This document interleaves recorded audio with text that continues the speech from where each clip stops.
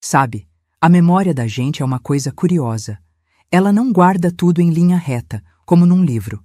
Ela guarda o que machuca, o que arde. E para mim, a lembrança daquele domingo começa com a faca. Não era uma faca qualquer, daquelas de serrinha, boas para pão. Era a faca grande, de cortar carne, com o cabo de madeira escura, pesado, que foi do meu Altair. Uma faca de respeito, e estava na mão da minha única filha, Eliane. Ela não apontava para mim, não. Era pior. Ela gesticulava com a faca na direção da travessa de arroz, que a essa altura já devia estar mais frio que coração de agiota. O gesto era displicente, como quem espanta uma mosca.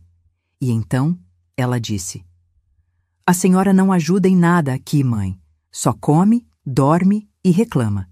Está ficando uma velha inútil." A voz dela, meu Deus, a voz. Não tinha um pingo de raiva, de grito. Se tivesse, talvez doesse menos. Raiva passa. O que ela usou foi um tom de constatação. O mesmo tom que a gente usa para dizer: hoje o dia está nublado. Uma verdade simples, dita sem esforço. Uma sentença. Eu estava com o garfo no ar, um pedaço de frango assado espetado na ponta. Eu mesma tinha temperado aquele frango de manhãzinha com alho, sal, umas folhinhas de alecrim do quintal e o suco de um limão cravo que eu peguei do pé da vizinha. Estava cheirando a casa inteira, um cheiro de almoço de domingo, de família. Mas depois daquela frase, o cheiro sumiu. O frango virou isopor na minha boca. Olhei em volta da mesa, procurando um salva-vidas, qualquer coisa, um olhar, mas não achei. Marcelo, meu genro, o homem que nunca me chamou de Ondina, só de sogra ou, mais recentemente, de nada, estava concentradíssimo no seu bife. Ele cortava a carne com a precisão de um médico em cirurgia, separando a gordurinha como se aquele fosse o trabalho mais importante do mundo. Ele ouviu, claro que ouviu. O silêncio dele foi um concordo e assino embaixo.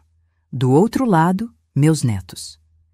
Pedro, com seus 15 anos, já um homenzinho, estava com aqueles fones de ouvido que parecem duas conchas, isolado no mundo dele. Balançava a cabeça de leve, no ritmo de uma música que só ele ouvia. Mas ele não é surdo. Ele ouviu. E não se mexeu. Luísa, minha menina de 12 anos, a quem eu ensinei a fazer bolo de fubá, estava com o rosto iluminado pela tela do celular. Os dedos dela voavam, digitando alguma coisa muito mais interessante do que a avó sendo humilhada. O brilho do aparelho nos olhos dela era a prova de que eu tinha me tornado invisível. O que uma mulher de 78 anos faz? Uma mulher que foi professora primária a vida toda, que ensinou o beabá para meio bairro de São Vicente. Que cuidou de um marido doente por 5 anos, limpando, dando banho, virando na cama de madrugada sem nunca reclamar. Que criou a própria filha que agora segurava a faca. A gente engole. Eu sorri. Foi a coisa mais difícil que fiz na vida. Um sorriso que não chegou nos olhos, um repuxado no canto da boca, um espasmo. Abaixei o garfo, mastiguei o frango sem gosto, engoli com um gole de água. Depois, peguei uma colherada daquele arroz frio que agora tinha o gosto da minha inutilidade. Comi. Comi tudo. Cada grão de arroz, cada pedacinho de feijão. Mastiguei devagar, fazendo barulho com o garfo no prato. Era a minha única resposta. Um ato de teimosia.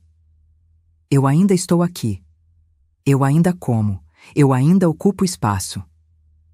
Quando o prato ficou limpo, empurrei a cadeira para trás. O rangido dela no piso foi um grito no silêncio daquela sala de jantar. Ninguém levantou a cabeça. Juntei meu prato, meu copo, meus talheres. Fui até a pia. Abri a torneira e a água gelada bateu nas minhas mãos, que de repente pareciam muito velhas, cheias de manchas e veias saltadas. As mãos que um dia foram fortes. Lavei minha louça. Sequei com o pano de prato que eu mesma bordei com umas galinhas da Angola. Guardei tudo no seu lugar. Ninguém falou um obrigado. Ninguém falou nada. Caminhei de volta pela sala, passei por eles como um fantasma e entrei no meu quarto, o último da casa, o mais frio. Fechei a porta, sem bater. O quarto era meu exílio. A cama, um guarda-roupa velho que trouxe da minha casa e uma poltrona. O resto do espaço estava tomado por aquilo que eles chamavam de bagunça organizada. Caixas de sapato do Marcelo, uma bicicleta ergométrica quebrada que a Eliane jurava que ia consertar, pilhas de revistas velhas do Pedro. Minhas coisas, minhas fotos, meus livros estavam espremidas num canto, como se pedissem desculpa por existirem. Sentei na beirada da cama, o colchão afundando com meu peso. O cheiro de poeira e de coisa guardada há muito tempo me deu um nó na garganta. Olhei para as minhas mãos no meu colo. Mãos de professora, mãos de esposa, mãos de mãe, mãos de avó, mãos inúteis. Fiquei ali, no escuro que ia chegando, e não chorei. A tristeza era tão grande, tão funda, que as lágrimas não alcançavam. Era um poço seco, mas no fundo desse poço, uma coisinha começou a faiscar. Não era raiva, não. Raiva é barulhenta, quebra coisas. O que eu senti foi uma clareza fria, cortante, afiada como a faca do meu falecido marido. Eu me chamo Ondina, tenho 78 anos.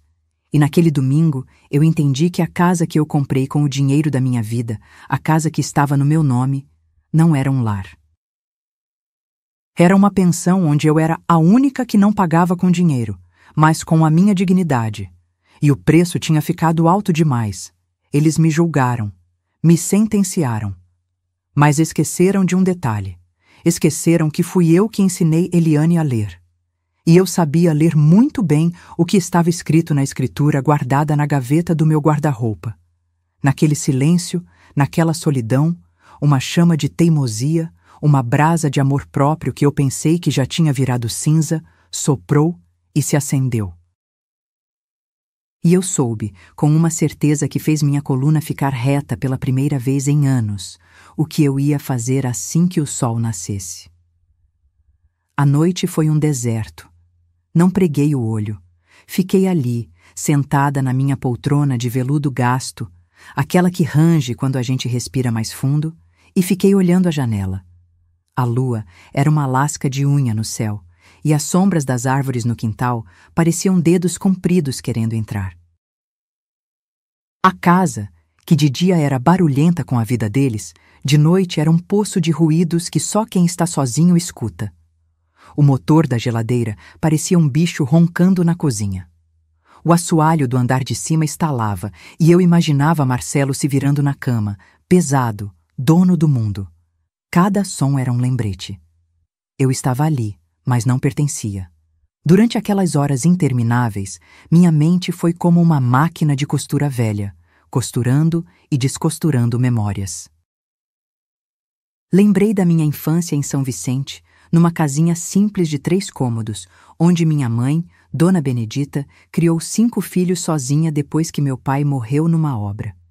Ela lavava roupa para fora, e eu, a mais velha, ajudava estendendo os lençóis no varal que balançava no vento do mar. Minha mãe nunca me disse que eu era um peso. Pelo contrário, ela dizia que eu era seus braços direitos, seus olhos quando ela estava cansada demais para ver.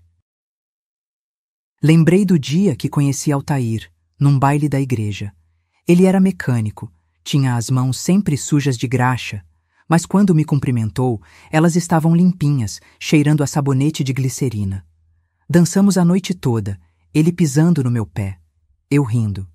No final, ele me acompanhou até em casa e disse: Ondina, você é o tipo de mulher que um homem quer ter do lado pro resto da vida. E foi o que aconteceu. 43 anos de casamento. 43 anos de parceria, de dividir o pão, de segurar a mão um do outro quando a vida apertava. Quando Eliane nasceu, depois de 3 anos tentando, Altair chorou que nem criança. Segurou a menina no colo, como se ela fosse feita de cristal e disse: Ondina, nossa filha vai ter tudo que a gente não teve. Estudo, oportunidade, amor de sobra. E foi o que demos. Eu trabalhava de manhã na escola municipal, ensinando crianças a ler, e de tarde dava aula particular em casa para complementar a renda. Altair fazia hora extra na oficina. Tudo para que Eliane pudesse estudar numa escola particular, ter roupas bonitas, livros novos. Ela foi uma menina inteligente, mas sempre meio distante.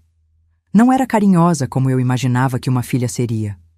Quando eu chegava cansada do trabalho e queria um abraço, ela estava sempre ocupada com alguma coisa. Lição de casa, televisão, amigas.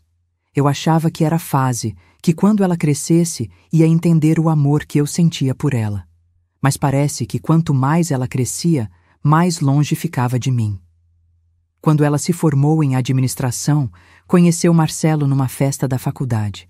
Ele era bonito, bem vestido, falava bonito, vinha de uma família com dinheiro, e isso brilhava nos olhos da Eliane. Eu e Altair tentamos gostar dele, mas o rapaz tinha um jeito de olhar pra gente como se fôssemos bichos de zoológico. Educado, mas frio. No casamento deles, uma festa cara num clube chique, eu me senti deslocada no meu vestido azul marinho, o mais bonito que eu tinha. As amigas dela me cumprimentavam com aquele sorriso de compromisso, e eu ouvia cochichos. Coitada da Eliane, os pais são tão simples. Depois que Pedro nasceu, eu pensei que as coisas iam melhorar. Virei avó, e ser avó é um dos maiores presentes da vida. Mas até nisso, Eliane fazia questão de mostrar que eu não sabia das coisas modernas. Mãe, não é assim que pega o bebê. Mãe, essa papinha não é boa. Mãe, essa música de ninar é muito antiga. Eu engolia as críticas e continuava amando aquele menino como se fosse meu próprio filho. Quando Luísa nasceu, 3 anos depois, foi a mesma coisa. Eu era a avó que servia para emergências, para quando a babá faltava ou quando eles queriam sair sozinhos. Minha cabeça, que nem um cinema velho, começou a passar o filme da minha vida ao contrário. Lembrei do dia no cartório, um lugar com cheiro de poeira e de café fraco. Eliane me segurava pelo cotovelo, com aquele sorriso que ela usava quando queria alguma coisa. Mãe, vai ser uma maravilha. A senhora não vai mais sentir o peso da solidão naquela casa do São Vicente. A gente fica de olho na senhora, e a senhora dá uma mãozinha com os meninos. É o melhor para todo mundo. A palavra solidão foi a isca. Depois que Altair se foi, a solidão era um bicho-papão que sentava na beirada da minha cama toda a noite. A ideia de ter o riso dos netos, o cheiro de comida de família, pareceu um porto seguro. Altair tinha morrido 6 meses antes, de um infarto fulminante. Estava consertando a torneira da cozinha, assobiando uma música do Roberto Carlos, quando simplesmente desabou. Eu estava no quintal estendendo roupa, e quando ouvi o barulho, corri. Encontrei meu marido no chão da cozinha, os olhos abertos olhando para um ponto que eu não conseguia ver. Chamei a ambulância, fiz massagem cardíaca como tinha visto na televisão, gritei o nome dele até ficar rouca. Mas Altair já tinha partido para onde quer que a gente vai quando a vida acaba. O luto foi como carregar uma pedra de 100 quilos no peito. A casa em São Vicente, que antes era cheia de vida com a presença dele, virou um mausoléu. Eu conversava com as paredes, botava a mesa para 2 e depois lembrava que estava sozinha. À noite, dormia abraçada com o travesseiro dele, que ainda cheirava ao sabonete que ele usava. Foi nesse estado de fragilidade que Eliane apareceu com a solução. Marcelo, do lado, só balançava a cabeça, os olhos de águia correndo pelas cláusulas do contrato. Ele não via uma sogra, via um bom negócio. A casa fica toda no seu nome, mãe. Eliane me explicou, com a voz doce como mel de laranjeira. É só por uma questão de burocracia, por causa de umas dívidas nossas. Mas a casa é da família, é claro. Família. Que palavra bonita para esconder as coisas. E eu, com o coração ainda mole de luto, acreditei. Assinei onde o moço do cartório apontou o dedo. Entreguei o cheque com o valor da venda da minha casinha, o lugar onde cada tijolo tinha uma história, onde Altair plantou a roseira que dava as rosas mais cheirosas do bairro. Naquele dia, eu não vendi só uma casa. Eu vendi minha independência. O começo foi um teatro. Eu era a vovó Ondina, a peça-chave da engrenagem. Eu fazia o almoço, o jantar, buscava as crianças na escola, ajudava Pedro com a tabuada e Luísa com as letras cursivas. Eu me sentia útil, sabe? Era bom ouvir "a comida da vovó é a melhor do mundo". Mas a gratidão tem prazo de validade. Logo, meu tempero passou a ser forte demais. Minha ajuda com a lição virou coisa de antigamente. Deixa, vó, a senhora não entende. A prof ensinou de outro jeito. Pedro dizia, com aquela impaciência da juventude, sem saber que a facada doía. Nos primeiros meses, eu ainda tinha ilusões. Achava que estava numa fase de adaptação, que logo encontraríamos nosso ritmo de família estendida. Eu acordava cedo, fazia café da manhã caprichado, pão na chapa, ovos mexidos, suco de laranja espremido na hora. Marcelo descia correndo, pegava só uma xícara de café e saía. Não tenho tempo para café da manhã, sogra. Trabalho é trabalho. Eliane aparecia de roupão, reclamando que o café estava forte demais, que o pão estava muito torrado, que o barulho da minha movimentação na cozinha a acordava muito cedo. As crianças eram diferentes. Pedro, que na época tinha 12 anos, ainda me abraçava quando chegava da escola. Contava sobre os amigos, sobre as aulas, sobre o professor de educação física, que era muito legal. Luísa, com 9 aninhos, ainda gostava que eu penteasse seus cabelos e fizesse trancinhas. Ela me chamava de vovó Dina e dizia que eu fazia o melhor macarrão do mundo. Por alguns meses, eu me agarrei nesses momentos como uma pessoa se agarra numa boia no meio do mar. Mas as crianças crescem, e crescendo, elas absorvem o que vem ao redor. Pedro começou a chegar da escola e ir direto para o quarto, sem me cumprimentar. Quando eu perguntava sobre o dia dele, a resposta era sempre: "Foi normal, vó", ou "Não aconteceu nada demais". Luísa parou de querer que eu penteasse seu cabelo. Dizia que eu puxava muito e que ela mesma conseguia se arrumar. Aos poucos, fui perdendo até esses pequenos fios que me conectavam com eles. A gente vai morrendo aos pouquinhos. Primeiro, tiraram meu porta-retratos com a foto do meu casamento da estante da sala. "Não orna com a decoração nova, mãe", Eliane disse, sem conseguir me olhar no olho. A decoração nova era toda em tons de cinza e branco, moderna, segundo ela. Minhas coisas, que tinham cor e história, não combinavam com aquela frieza estudada. Depois começaram a me pedir para não usar a sala de estar quando as visitas deles chegavam. "A senhora fica mais à vontade no seu quarto, não fica?" E eu, boba, concordava. Fui sendo empurrada, centímetro por centímetro, para o meu canto, até que só me restou aquele quarto no fundo do corredor. De vovó Ondina, virei a mãe, depois ela, e por fim, a velha inútil.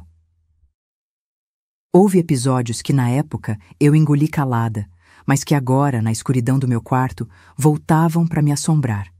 Como aquela vez que Marcelo trouxe o chefe dele para jantar. Eu tinha feito uma lasanha caprichada, dessas que levam o dia todo para ficar pronta. Quando servi, o homem elogiou: "Que delícia! Quem fez essa maravilha?" Marcelo, sem piscar, respondeu: "Foi a Eliane. Ela cozinha muito bem." Eliane sorriu e aceitou o elogio como se fosse dela. Eu estava ali, na cozinha, ouvindo tudo, e senti como se tivessem me apagado da existência. Ou como aquela tarde que Luísa se machucou no quintal, ralou o joelho numa queda de bicicleta. Ela veio chorando para mim, e eu limpei o ferimento, passei mercúrio cromo, fiz curativo e dei beijinho para sarar. Quando Eliane chegou do trabalho, Luísa correu para contar: "Mãe, eu caí da bike, mas a vovó me curou." E Eliane, em vez de me agradecer, disse: "Luísa, você tem que ter mais cuidado. A vovó não tem mais idade para ficar correndo atrás de criança machucada." Cada pequena humilhação era como uma gota d'água. Uma gota só não faz mal a ninguém. Mas quando são 1000, 10.000 gotas, a gente se afoga. A luz da segunda-feira entrou pela janela, uma luz cinzenta, sem alegria. Mas para mim foi como um despertador. Levantei, sentindo os ossos estalarem. Fui direto no meu guarda-roupa de embuia, o único móvel que eu bati o pé para trazer. Era pesado, escuro, cheio de segredos. Na última gaveta, debaixo de uma pilha de lençóis com cheiro de naftalina, estava a minha pasta vermelha. Meus dedos, um pouco trêmulos, abriram o fecho. E lá estava ela, a escritura. Papel grosso, timbrado, com letras pretas e sérias. E no campo proprietário, meu nome, Ondina de Almeida, sozinho, sem asteriscos, sem letras miúdas. Meu. A casa era minha. A lei dos homens, pelo menos essa, estava do meu lado. Guardei o papel de volta, com um cuidado de quem guarda uma joia. Vesti um vestido simples, de florzinha, o meu vestido de ir na rua. Era um vestido que Altair tinha me dado no meu aniversário de 60 anos. Azul marinho com pequenas margaridas brancas estampadas. Ele disse que eu ficava bonita de azul, que combinava com os meus olhos. Penteei meus cabelos brancos, que são poucos, mas são meus, e fiz um coque bem firme na nuca. Passei um pouco de batom, daqueles bem clarinho, cor de rosa. Olhei no espelho. O que vi não foi uma velhinha acabada. Vi um rosto enrugado, sim, mas os olhos tinham um brilho diferente. Era o brilho da professora Ondina, a que botava ordem na classe só com um olhar. Saí do quarto na pontinha dos pés. A casa estava num silêncio de abandono. Eles já tinham saído, cada um para sua vida. Marcelo para a empresa dele, onde era gerente de vendas e se achava o dono do mundo. Eliane para o escritório de contabilidade, onde trabalhava meio período. Pedro e Luísa para a escola, carregando suas mochilas pesadas e seus mundos particulares. Na pia da cozinha, a bagunça de sempre. Xícaras com marca de batom, prato com resto de pão, a faca da manteiga lambuzada. Tinha também um copo de suco pela metade, que provavelmente era do Pedro, e uma tigela com restos de cereal que a Luísa sempre deixava para trás. O meu eu de ontem teria suspirado e começado a limpar. Mas a Ondina de hoje olhou para aquilo como se fosse a louça de um estranho. Virei as costas. Peguei minha bolsa, a única chave que ainda me pertencia, a da porta da frente, e saí. O ar da manhã estava geladinho, cheirando a pão fresco da padaria do Manuel. Respirei fundo. Parecia o primeiro respiro de verdade em anos. Fui andando devagar, não por causa das pernas, mas para sentir o chão sob os meus pés. Cada passo era uma decisão. Cada passo me levava para longe da mulher que eu tinha me tornado e me aproximava da mulher que eu realmente era. A serralheria do seu Afonso. Meu destino era a serralheria do seu Afonso, 2 quadras para baixo. Um homem bom, de pouca conversa, que conhecia meu Altair do jogo de bocha. Todo domingo, depois do almoço, Altair ia para o clube jogar bocha com os amigos. Seu Afonso era um dos parceiros de jogo, um homem sério, trabalhador, que tinha a serralheria há mais de 20 anos. Quando Altair morreu, seu Afonso veio ao velório, ficou na fila para me dar os pêsames e disse apenas: "Dona Ondina, se precisar de alguma coisa, pode contar comigo." Homem de palavra. A oficina dele tinha aquele cheiro bom de ferro cortado e óleo de máquina. As paredes eram cheias de chaves penduradas em ganchinhos, fechaduras de todos os tipos, cadeados, dobradiças. No fundo, o barulho ritmado da furadeira e da serra elétrica. Seu Afonso estava atrás do balcão de madeira gasta, de óculos na ponta do nariz, lendo o jornal do dia. Quando me viu entrar, levantou os olhos e sorriu. "Dona Ondina, que honra! Aconteceu alguma coisa? O chuveiro pifou de novo?" Seu Afonso lembrava que uns 2 meses atrás eu tinha ido lá pedir para ele dar uma olhada no chuveiro do meu banheiro que estava pingando. Ele tinha vindo em casa, trocado uma peça e não quis cobrar nada. "É por conta do Altair", ele disse. "Bom dia, Afonso." Hoje não é o chuveiro. Hoje o problema é mais embaixo. Minha voz saiu firme, sem tremer. Tirei a chave da bolsa e coloquei no balcão de madeira. Ela fez um barulhinho, clink. Era uma chave dourada, meio gasta pelo uso, com uma etiquetinha de plástico onde estava escrito casa com a minha própria letra. Quero que o senhor troque todas as fechaduras da minha casa. A do portão, a da sala e a da cozinha. Todas. E quero que faça só uma cópia de cada chave. Uma. Para mim. Afonso me olhou por cima dos óculos. Ele é um homem que sabe ler as pessoas, que trabalha há anos consertando as confusões que a vida faz com as fechaduras das casas. Vi a pergunta nos olhos dele, a curiosidade. Mas ele era um cavalheiro. Engoliu a pergunta e só balançou a cabeça. É pra já, dona Undina. O serviço da senhora é uma ordem. Manda o meu rapaz lá pras 9. Tá bom assim? Está ótimo, Afonso. E obrigada.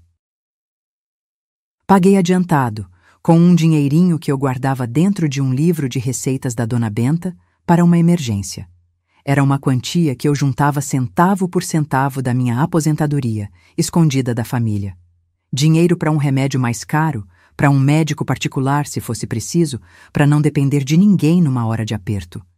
E aquela, meus amigos, era a maior emergência da minha vida. Saí da serralheria e o sol já estava mais quentinho. Parecia que até ele estava do meu lado. Voltei para casa e, enquanto esperava o rapaz, fiz uma coisa que não fazia há muito tempo. Passei um café só para mim. Forte, cheiroso, do jeito que eu gosto. Usei o pó que eu comprava escondido, um café especial que custava um pouco mais caro, mas que tinha um sabor que me lembrava da minha infância. Sentei na cozinha e bebi na minha xícara preferida, a de florzinha azul, que tinha sido da minha mãe. E não lavei um pires sujo que não fosse o meu. Enquanto tomava o café, olhei pela janela da cozinha para o quintal. Estava um abandono.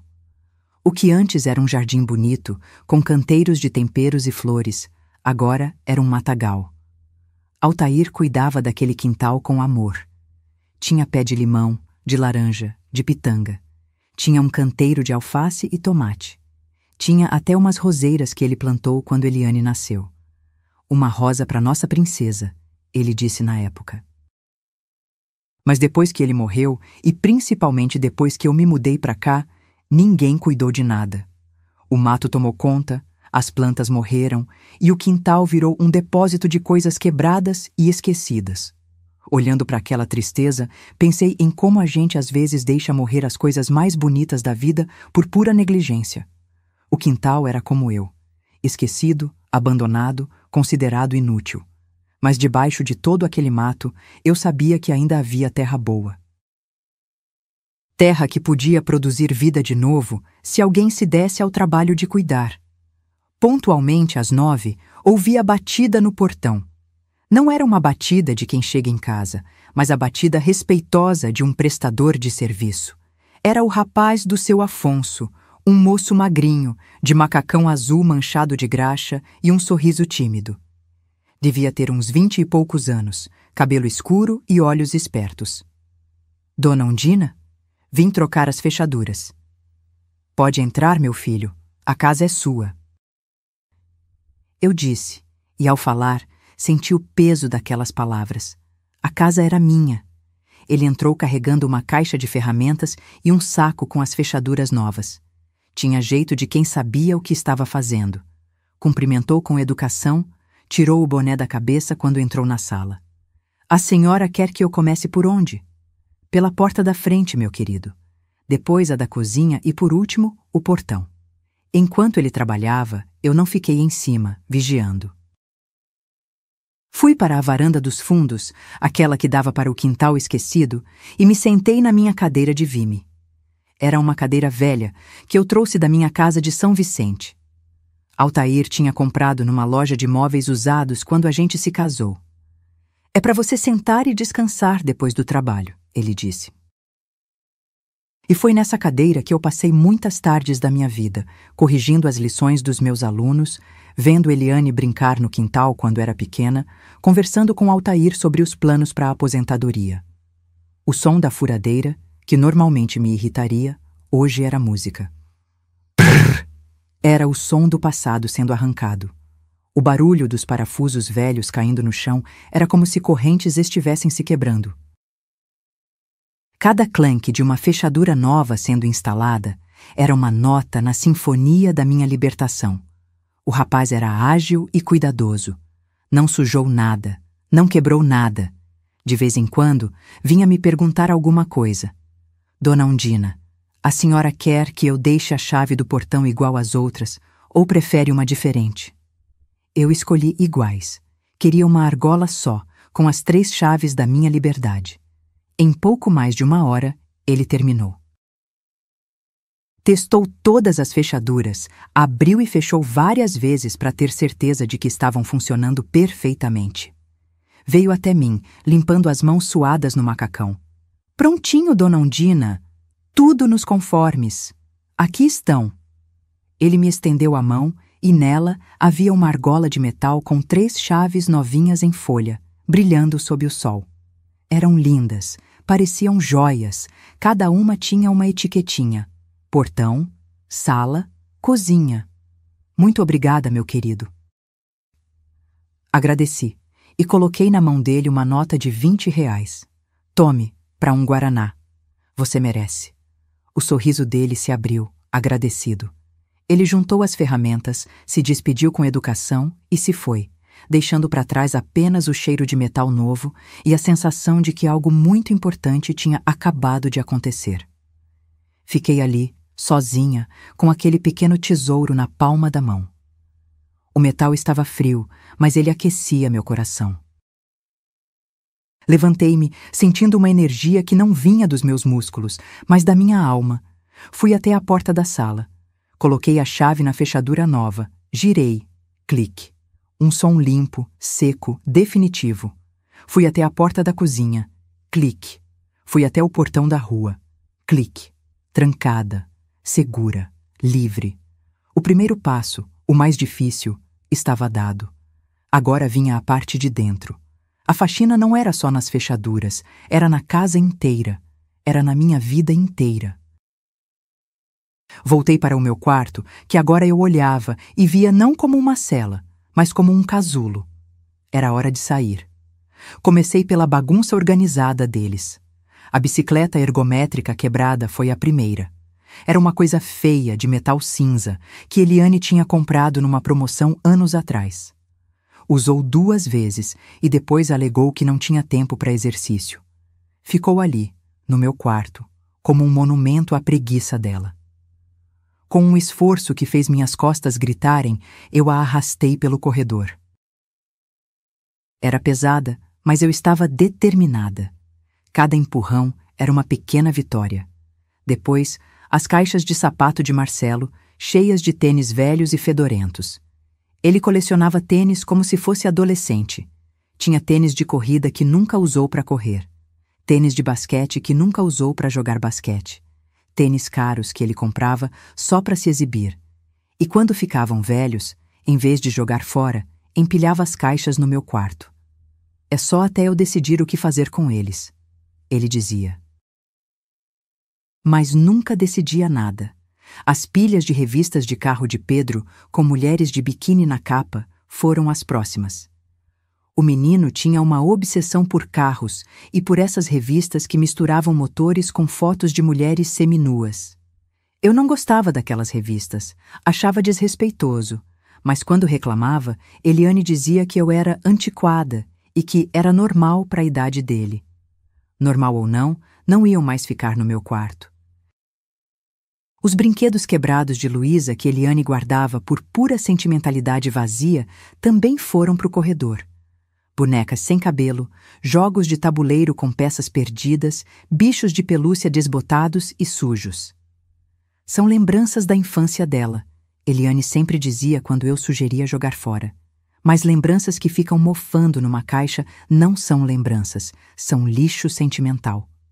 Fui empilhando tudo do lado de fora da porta do meu quarto, criando uma montanha de tralha no meio do corredor. Era a materialização de todo o espaço que eles tinham roubado de mim. Cada objeto que eu removia era como arrancar um espinho da pele. Doía um pouco, mas depois vinha o alívio. Depois, cuidei do que era meu. Abri as portas do guarda-roupa e respirei fundo.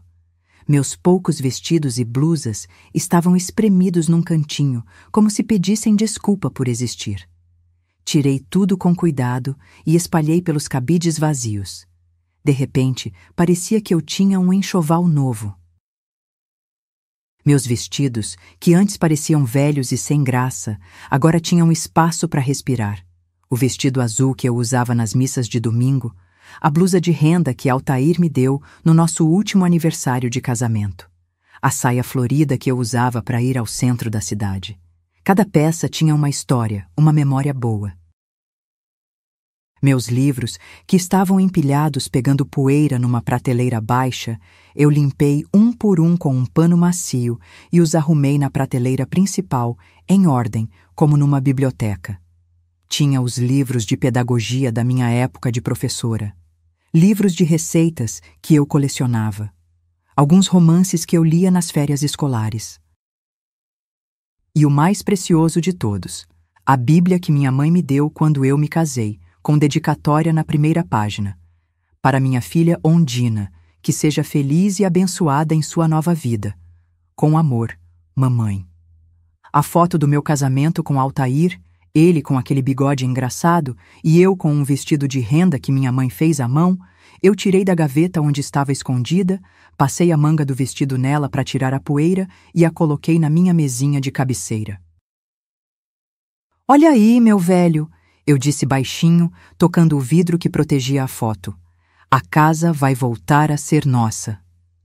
Abri a janela do quarto de par em par. O ar entrou, levando embora o cheiro de mofo e de tristeza. Era um ar fresco, cheirando ao jardim dos vizinhos, às flores que alguém ainda cuidava com carinho. O quarto, que antes parecia um porão, agora tinha luz, tinha espaço, tinha a minha cara. De lá, fui para a cozinha. A pia ainda estava lá, uma testemunha silenciosa da folga deles. Pratos, xícaras, talheres, tudo esperando pela velha inútil. Olhei para aquela bagunça e senti uma pontada do velho hábito. A mão coçou para pegar a esponja. Por anos, eu tinha sido condicionada a limpar a sujeira dos outros, a ser a fada da limpeza que aparecia magicamente e fazia tudo ficar em ordem. Mas a Ondina de hoje, a que tinha as chaves no bolso do vestido, disse: "Não. Essa bagunça não é sua. Essa preguiça não é sua." Então, decidi fazer o meu almoço, só para mim. Abri a geladeira e olhei o que tinha. Ignorei as coisas que eles gostavam, o presunto caro que Marcelo comprava, o iogurte diet da Eliane, os nuggets congelados que as crianças comiam. Peguei um chuchu, uma cenoura e 2 batatas. Legumes simples, honestos. Piquei tudo com calma, sem pressa, sentindo o prazer de cozinhar para quem merecia, eu mesma. Fiz um ensopadinho com um pouco de carne moída que achei no congelador. Temperei com alho, cebola, um pouco de colorau, sal e pimenta do reino. Enquanto cozinhava, a casa foi se enchendo daquele cheiro bom de comida caseira. Era um cheiro que eu não sentia há muito tempo, porque ultimamente eu só cozinhava o que eles queriam, pratos sem alma, sem o meu tempero especial. Coloquei a mesa só com um lugar, o meu. Uma toalha simples, um prato fundo, um garfo, uma colher, um copo de água gelada. Sentei e comi devagar, saboreando cada colherada. O chuchu estava no ponto certo, a cenoura docinha, a carne macia. Não era um prato sofisticado, mas era feito com amor, amor próprio. O silêncio da casa era meu companheiro de almoço. E era uma ótima companhia. Não pedia nada, não reclamava de nada. Depois, lavei o meu prato, o meu garfo, a minha panela. Sequei e guardei. A outra louça continuou lá, na pia, como um monumento à minha nova vida. Cada xícara suja, cada prato com resto de comida, era a prova de que eu não era mais a empregada da casa. Era a dona. Fui para a sala. A sala de estar que Eliane tinha transformado num catálogo de loja de móveis. Sofá cinza, tapete cinza, almofadas sem graça, frio, impessoal. Não tinha uma alma ali. Era tudo muito moderno, muito elegante, mas não tinha vida. Parecia um consultório de dentista. Com a força que tirei não sei de onde, arrastei a minha poltrona de vime da varanda para o meio da sala, de frente para a janela. A poltrona rangeu um pouco durante a mudança, como se estivesse reclamando do esforço, mas se acomodou bem no novo lugar. Fui no meu quarto, peguei a foto de Altair e a coloquei na mesinha de centro, bem no meio da sala. Era um pingo de cor, um pingo de vida, um pingo de mim no meio daquele cinzeiro gigante. Sentei na minha poltrona e olhei ao redor. A sala estava diferente. Ainda tinha a decoração fria da Eliane, mas agora tinha também um pouco de mim. A poltrona de vime, com suas curvas suaves e sua cor natural, contrastava com a frieza do sofá cinza. A foto do Altair, com sua moldura dourada e seu sorriso sincero, trazia vida para aquele ambiente sem personalidade. E esperei. Eu não sabia que horas eles chegariam. Não sabia o que ia acontecer. O coração começou a dar umas corridinhas. O medo é um bicho teimoso, que não desiste fácil. E se eu estiver sendo uma velha má? E se eu me arrepender? A dúvida é um veneno que a gente mesmo fabrica. Mas aí eu fechava os olhos e via a faca na mão de Eliane. Via o desprezo no rosto de Marcelo. Via a indiferença dos meus netos. E a minha coragem voltava, quentinha, se ajeitando no meu peito. Isso não era maldade. Era justiça. O sol da tarde começou a entrar pela janela, fazendo desenhos no chão. Ouvi os barulhos da rua, o vendedor de churros com sua buzina, as crianças gritando no campinho da esquina, o latido dos cachorros dos vizinhos. A vida lá fora continuava, sem saber da guerra silenciosa que estava prestes a explodir aqui dentro. Eu não preparei um discurso. As palavras, eu sabia, iam sair na hora. As palavras da verdade não precisam de ensaio. Elas vêm do coração, quentes e honestas. A chaleira apitou na cozinha. Eu tinha colocado água para ferver, para fazer um chá de erva cidreira, para acalmar os nervos. Levantei para desligar o fogo, e foi nesse exato momento, com o chiado da chaleira ainda no ar, que eu ouvi o som. O som de uma chave de metal tentando violar uma fechadura que não a queria. O som arranhado e frustrado de um estranho tentando entrar na minha casa. Aquele som de chave arranhando a fechadura nova foi como um alarme de incêndio dentro de mim. Primeiro, um susto. Depois, um silêncio curto, de quem não entende o que está acontecendo. Ouvi passos se afastando e depois voltando, mais pesados. Outra tentativa, agora com mais força, com raiva. Crec, crec, crec. O som de quem está acostumado a ter todas as portas abertas. E então, a voz de Eliane, abafada pela madeira da porta, mas carregada de irritação. Que diabo aconteceu com essa porta? Marcelo, a sua chave também não entra? A voz do meu genro veio de longe, do portão, grave e cheia de impaciência. Lógico que não, Eliane. Se a sua não funciona, por que a minha funcionaria? A fechadura deve ter espanado. Tenta a dos fundos, é sempre essa velha que não sabe usar as coisas direito. Essa velha. Ele disse, essa velha. Eu estava parada no meio da sala e a palavra ecoou na minha cabeça. Não era a primeira vez que eu ouvia, mas foi a primeira vez que eu a escutei de verdade. E ela me deu força, força para fazer o que eu tinha que fazer. Ouvi os passos apressados deles na lateral da casa. Mais um barulho de chave sendo forçada na porta da cozinha. E então, a primeira batida. Uma batida de mão aberta. Mãe, a senhora tá aí? Abre aqui, a porta emperrou. Eu continuei parada. Meu coração parecia um passarinho assustado dentro de uma gaiola. Respirei fundo, 1, 2, 3 vezes. Lembrei de como eu ensinava as crianças a fazer isso antes de apresentar um trabalho na frente da classe. Puxa o ar pelo nariz, segura, solta pela boca. Funcionou. O passarinho se acalmou. Fui devagarinho até a janela da frente, aquela que dava para a varanda. Afastei a cortina de renda só uma frestinha, o suficiente para espiar. Eliane estava lá, com as sacolas de supermercado no chão, a alface já murchando sob o sol. O rosto dela era um mapa de contrariedade. Marcelo estava no portão, bufando, o paletó já desabotoado, a gravata frouxa. Ele olhava para a casa como se ela tivesse lhe contado uma ofensa pessoal. Nisso, meus netos chegaram. Vinham conversando, rindo de alguma coisa no celular. Pedro com a mochila nas costas, os cabelos bagunçados. Luísa com o uniforme da escola amarrotado, as meias caídas. Pararam abruptamente ao ver a cena. Eita, o que foi? Perdemos a chave? Perguntou Pedro, tirando um dos fones. Sua avó. Deve ter trancado por dentro e agora não escuta. Ou tá dormindo. Velhice é uma praga. Marcelo resmungou, alto. Ele queria que eu ouvisse. E eu ouvi. As batidas na porta ficaram mais fortes. Agora não era mais a mão aberta de Eliane. Era o punho fechado de Marcelo. Toque, toque, toque. Ondina, abre essa porta! Qual é o problema? Meu nome. Ele usou meu nome. E o usou como se fosse um palavrão. Era a minha deixa. Não fui até a porta. Fui até a grande janela da sala, a que ficava bem ao lado. Com as duas mãos, empurrei as folhas de vidro. Elas deslizaram nos trilhos, fazendo um barulho suave. Vsh!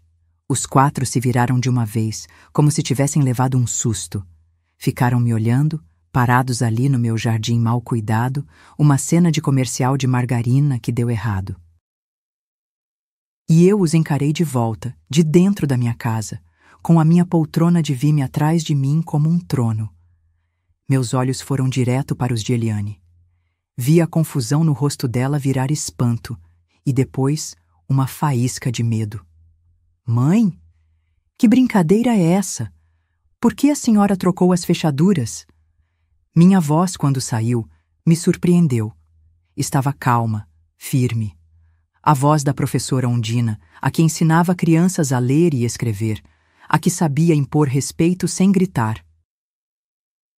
Eu não troquei as fechaduras, minha filha. Eu só mudei os donos das chaves. Marcelo deu um passo à frente, o rosto já vermelho. Ele parecia um pimentão maduro prestes a explodir. Que palhaçada é essa? A senhora pirou de vez? Abre essa porta agora ou eu vou arrombar. Por favor, Marcelo, não precisa gritar. Os vizinhos não têm culpa dos nossos problemas. Falei, com uma polidez que eu sabia que o irritava profundamente. E não, eu não pirei. Muito pelo contrário.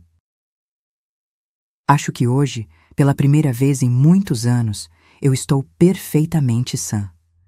Mãe, pelo amor de Deus, para com isso. Eliane tentou um tom mais manso, mas a voz dela tremia de raiva. A gente tá cansado, com fome, as compras aqui estragando. Fome? Eu perguntei, inclinando a cabeça. Mas que coisa! Eu pensei que a cozinheira da casa era uma velha inútil, que só comia, dormia e reclamava. Pelo visto, a inútil fazia falta na hora do estômago roncar, não é mesmo? A frase foi como um tapa. Eliane ficou branca. Olhou para Marcelo, que desviou o olhar. Olhou para os filhos. Pedro, pela primeira vez, parecia ter saído do seu mundo particular. Luís olhava de mim para a mãe, com a boca entreaberta. Mãe, eu não falei por mal. Ela gaguejou. Ah, não falou por mal? Eu dei um sorrisinho triste. Você falou com a faca na mão, Eliane, e com a certeza de quem pisa num inseto. E o pior, não foi nem o que você disse. Foi o silêncio deles, o silêncio que concordava. Vocês, todos vocês, me transformaram num fantasma dentro da minha própria casa, um estorvo. Essa casa não é sua, berrou Marcelo, perdendo a última gota de compostura. Nós pagamos a luz, a água, a comida. Nós te damos um teto. Não, Marcelo, vocês se enganam. Minha voz subiu um pouco, ganhando a força da verdade. Vocês moram de favor debaixo do meu teto. Esta casa foi comprada com o dinheiro da venda da única coisa de valor que eu e meu marido juntamos na vida. Ela está no meu nome. E a minha aposentadoria, que vocês acham que é só para comprar meus remédios, ajuda a pagar essa luz, essa água e essa comida que você joga na minha cara. Mas isso, no fundo, é só dinheiro. O que vocês me tiraram vale muito mais. Fiz uma pausa. Respirei. Olhei para cada um. Para Eliane, com suas lágrimas de raiva. Para Marcelo, com seu ódio impotente. Para Pedro, com sua confusão. Para Luísa, com seu medo. Vocês me declararam um peso morto. Uma coisa inútil. Então, eu estou fazendo um favor a vocês. Estou aliviando a carga. A partir de hoje, a vida de vocês vai ser muito mais leve, sem uma velha imprestável para atrapalhar. A senhora não pode fazer isso, Eliane soluçou. Nós somos sua família. Onde nós vamos morar? Não sei, filha. Talvez naquele apartamento que vocês têm e que alugam para ganhar um dinheirinho extra? Ou talvez vocês possam procurar um lugar novo, um lugar de vocês. Talvez agora vocês aprendam o valor de ter um teto, quando ele não cai do céu, pago com a vida de outra pessoa. O silêncio que se fez foi profundo. Dona Yolanda, minha vizinha, apareceu na janela dela, com os olhos arregalados. O seu Manuel da padaria parou na calçada, fingindo que arrumava alguma coisa na bicicleta, mas claramente interessado no drama. Eu não me importei. Por anos, eu vivi me escondendo, com medo do que os outros iam pensar. Hoje, a única pessoa que eu não queria decepcionar era a mulher que me olhava do reflexo do vidro. Mãe, por favor. A voz de Eliane era um fiapo. Olhei bem no fundo dos olhos dela. Procurei a menina que eu carreguei no colo, que eu embalei quando estava doente, que eu ensinei a amarrar o sapato e a escrever o próprio nome. Mas só vi uma mulher adulta, que tinha feito suas escolhas e agora teria que viver com as consequências. Não, Eliane, a casa é minha. Mas o mais importante... Respirei fundo, sentindo um alívio imenso, como se um peso de 100 quilos saísse das minhas costas. É que ela voltou a ser o meu lar. E no meu lar, a primeira regra é respeito. E com a mesma calma com que eu abri, eu fechei as 2 folhas da janela. O clique da trava foi o som mais bonito que eu ouvi em muito tempo. Virei as costas para os gritos, para o choro, para o passado. Fui até a cozinha. A chaleira ainda estava quente. Liguei o fogo de novo. E fui coar o meu chá de erva cidreira. Lá fora, o mundo continuava a gritar. Mas dentro da minha casa, um silêncio novo se instalou. Eu me sentei à mesa da cozinha, a mesma mesa onde fui sentenciada, e segurei a xícara de chá com as 2 mãos. O vapor subia, cheirando a mato e a paz. Eu esperava sentir um terremoto por dentro. Culpa, remorso, um medo danado do que viria pela frente. Mas o que veio foi uma calma. Uma calma estranha, de quem sobreviveu a um naufrágio e pisa em terra firme pela primeira vez. A terra era bamba, mas era minha. Os gritos de Marcelo foram os primeiros a cessar. Ouvi o barulho do carro dele cantando pneu, um som de raiva e de derrota. Eliane ficou mais um tempo, a voz dela se alternando entre o choro de súplica e a acusação. A senhora vai morrer sozinha, ela gritou, e essa foi a última coisa que ouvi dela naquele dia. A frase ficou pairando no ar, mas não me atingiu. Eu já estava sozinha há muito tempo. A diferença é que agora eu tinha a casa inteira para a minha solidão, e não apenas um quarto nos fundos. Quando tudo se aquietou, levantei e fui até o corredor. A montanha de tralha deles ainda estava lá. A bicicleta ergométrica parecia um animal de metal encalhado. As caixas de sapato, as revistas, os brinquedos quebrados. Olhei para aquilo tudo e vi o resumo da minha vida nos últimos anos. Um depósito de coisas que os outros não queriam mais. Com uma paciência de formiguinha, comecei a arrastar tudo para a porta da frente. Minhas costas reclamavam, meus braços doíam, mas cada caixa que eu movia era um peso a menos na minha alma.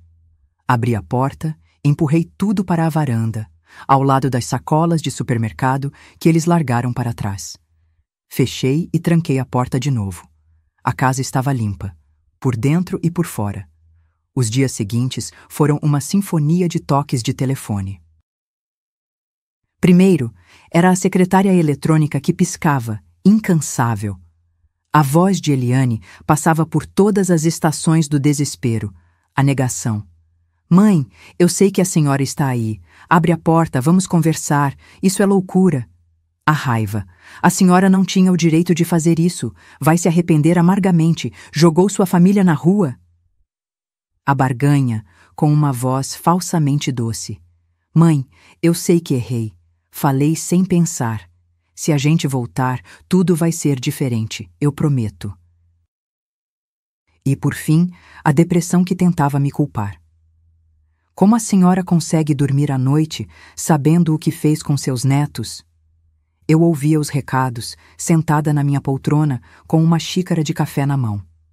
E em nenhuma daquelas mensagens, em nenhuma daquelas palavras, eu ouvia a única que talvez pudesse ter mudado alguma coisa. Desculpa. O pedido de perdão não era pelo que ela me fez sentir, era pela casa que ela perdeu. Depois vieram os emissários da paz. Minha irmã, Zélia, que mora em Santos e não sabe da metade da missa, me ligou. Ondina, minha filha, o que é isso? A Eliane me ligou chorando, disse que você a expulsou de casa. Tenha juízo, mulher, você precisa deles. Primos, tias, comadres, todos com o mesmo discursinho decorado. Para eles, a história era simples, a velha mãe ingrata contra a pobre filha desabrigada. Ninguém, nenhuma alma, me ligou para perguntar: Ondina, o que te fizeram para você chegar a esse ponto? Até meus netos foram usados como arma. Recebi um áudio de Pedro no celular que Eliane me deu e que eu mal sabia usar. E aí, vó? Mó treta aqui em casa. A mãe tá chorando o dia todo. Quando é que a gente pode voltar para pegar minhas coisas? A voz dele era a de quem pede uma pizza, sem emoção. Depois, Luísa. Vovó, eu não gosto do apartamento novo. É pequeno, eu quero meu quarto de volta. A falta que eles sentiam era do espaço, do conforto, da rotina. Eu era só a porteira que tinha fechado a passagem. Numa tarde, cansei. Fui até o aparelho de telefone e o desliguei da tomada. O silêncio que se fez foi abençoado. E então, no meio daquela paz recém-conquistada, eu comecei a viver de verdade. A primeira coisa que fiz foi declarar guerra ao mato do quintal. Vesti uma calça velha do Altair, que ainda cheirava vagamente ao sabonete que ele usava, amarrei um lenço na cabeça e, com uma tesoura de jardim e uma vontade de ferro, fui à luta. Cortei, arranquei, podei. O suor escorria pelo meu rosto e se misturava com a terra. Descobri, debaixo de um matagal, meus pezinhos de hortelã e de boldo, sufocados, mas vivos. Dei água a eles. Conversei com eles como Altair fazia. Encontrei um pé de limão-cravo carregadinho, os limões escondidos no meio dos galhos secos. Minhas mãos ficaram sujas de terra, minhas unhas quebraram, e eu nunca me senti tão limpa por dentro. Foi nessa lida que Dona Yolanda, minha vizinha da esquerda, uma viuvinha magrinha e de cabelo branco como nuvem, me viu. Antes, a gente só trocava um bom dia por cima do muro. Mas naquele dia, ela parou. Ondina, que animação é essa no jardim? E a casa, tão quieta? Cadê o povo? Eu parei, enxuguei o suor da testa com as costas da mão suja de terra e sorri para ela. O povo foi viver a vida deles, Yolanda, e eu fiquei para viver a minha. Quer entrar para tomar um café coado na hora? O rosto dela se iluminou. E pela primeira vez em anos, eu recebi uma visita. Uma visita de verdade, que não vinha por obrigação. Sentamos na minha cozinha, que agora cheirava a bolo de fubá, uma receita que eu não fazia há anos porque dava muito trabalho. Contei a ela um pouco da minha história, e ela me contou um pouco da dela.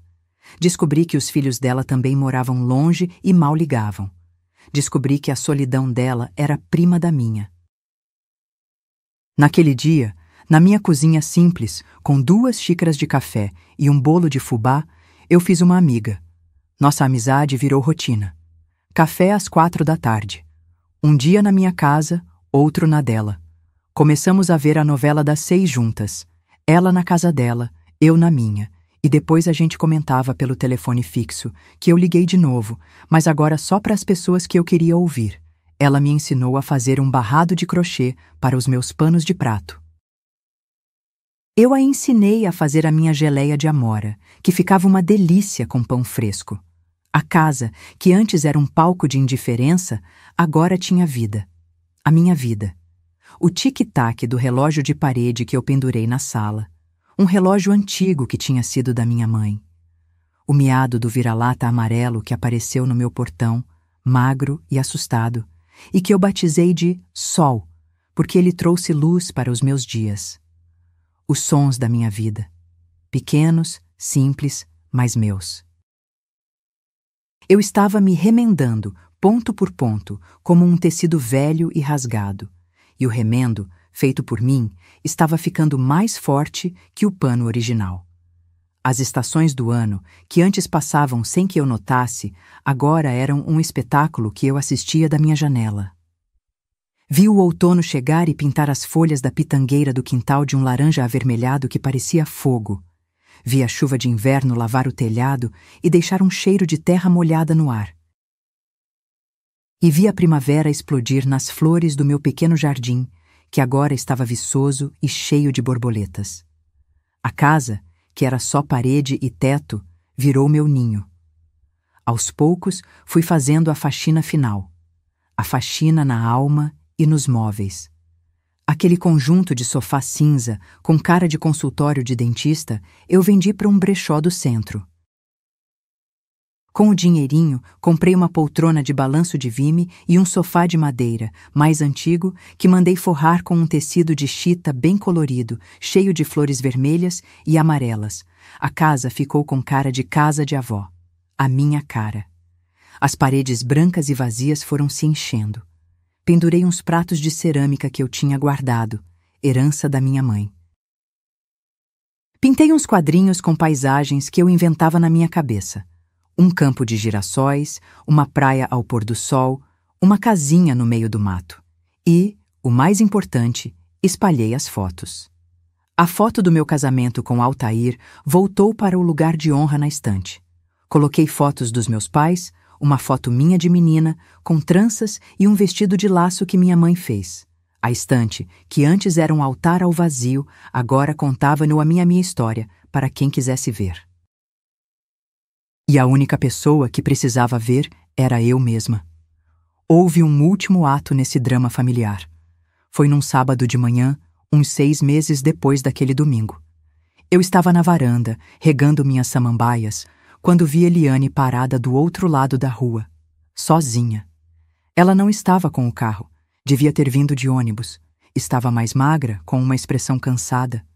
O cabelo, que antes estava sempre arrumado, agora parecia descuidado. Ficou ali, parada, só olhando para a casa. Olhando para as flores no jardim, para a cortina de crochê nova na janela, para o gato-sol que dormia esparramado no degrau. Eu não me escondi. Continuei regando minhas plantas, sentindo a água fresca molhar a terra e exalar aquele cheiro bom de jardim cuidado. Não senti raiva, nem pena. Senti uma distância enorme, como se ela fosse uma pessoa de outra vida, de outro tempo. Depois de uns longos minutos, ela atravessou a rua, caminhou até o meu portão, mas não chamou. Apenas enfiou um envelope na caixa de correio e foi embora, a passos lentos, sem olhar para trás. Esperei o coração se acalmar. Esperei o sol acordar e se espreguiçar. Só então fui até o portão. O envelope era simples, branco, com o meu nome escrito na caligrafia apressada dela. Dentro, um cartão. Um cartão de feliz aniversário.